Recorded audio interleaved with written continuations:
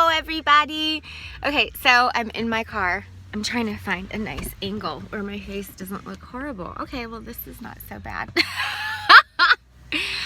So I wanted to talk about today one of the characteristics of, well, some of the characteristics of borderline personality disorder and post-traumatic stress is that I will have memories of things that happened, I swear to God, like 40 years ago, and they will just pop up in my head and they'll be stuck in my head, and I'm like, seriously, this is happening. And it's very annoying because I'm just like, I don't want to think about things that happened 40 years ago. It's like, I really don't. It's like everything was pretty awful, and I don't want to think about it, and my brain illness just doesn't care. And so I'm constantly having these thoughts that come into my head from the minute I wake up in the morning until I go to bed at night. It's such a shit show. So today I'm going to tell you about one of my thoughts that I'm having in my head from when I was little. When I was a little girl, I know this is like, and I'm trying not to be judgmental because, you know, one of the skills that I learned in DBT is not to judge my thoughts, to be non-judgmental.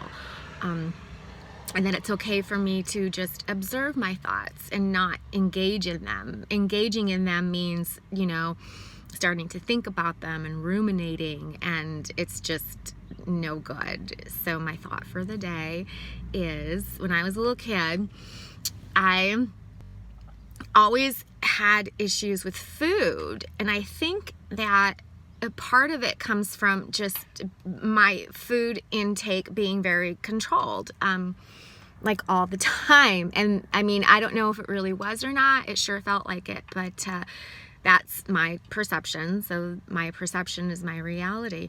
My mother would make sandwiches, and I always wanted my sandwich cut in the middle. I just thought it was just like a cool thing. I really liked it, you know, just like, not like in the middle, but at a diagonal. And that's just what I really wanted.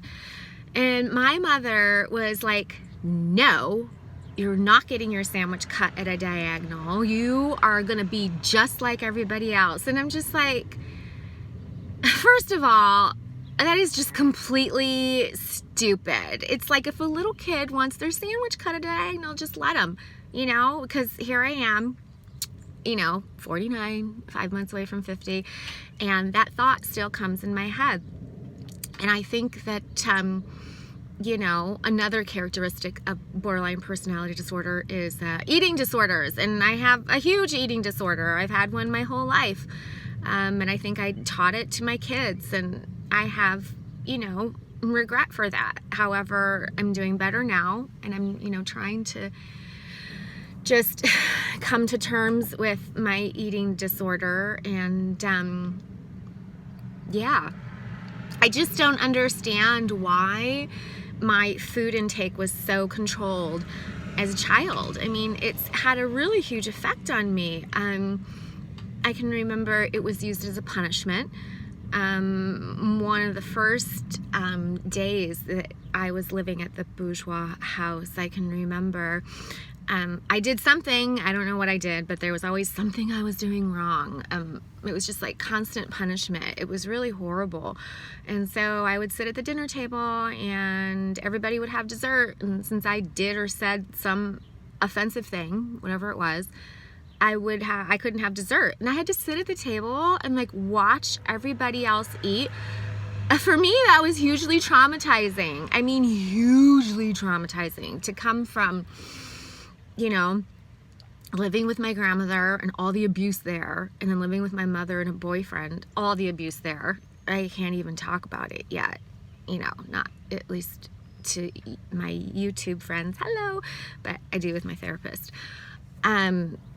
But anyway, okay, so I lost my train of thought. That's another part of borderline personality disorder, is that my thoughts jump around a lot and I will forget about what I'm talking about, like just now. You know, I want to share what it's like. I mean, what it's really, really like to live with this. And it's not fun. You know, it's horrible. And at the same time, you know, I'm choosing to have a nice day and go to the fitness center and exercise. And, you know, hopefully this sandwich thing and this food thing, it'll be something that I can just observe for today and accept it. You know, it did happen. Radical acceptance is another skill. And to move forward. It's just, yeah, it's kind of nutty in my head. And with my dialectical behavioral therapy, I'm able to, you know, get up and get out of bed and do the stuff that I need to do.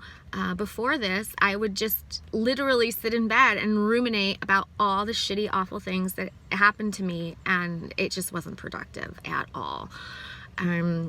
So yeah, the rumination is definitely really bad for me. However, like I said, I can choose to just observe, oh, I'm just, you know, having these shitty thoughts, and let it go. So yeah, there's help out there, and you are definitely worth it. You are a loved human. I'm a loved human. And we have our brain illnesses. However, we're not our illnesses. We have a brain illness, and, you know, we are people. You know, my name's Melissa. I'm a human being, and, you know, I have a lot to live for. So that's it for today. Love you all so much. And yes, there is help, and we can all get better. Much love.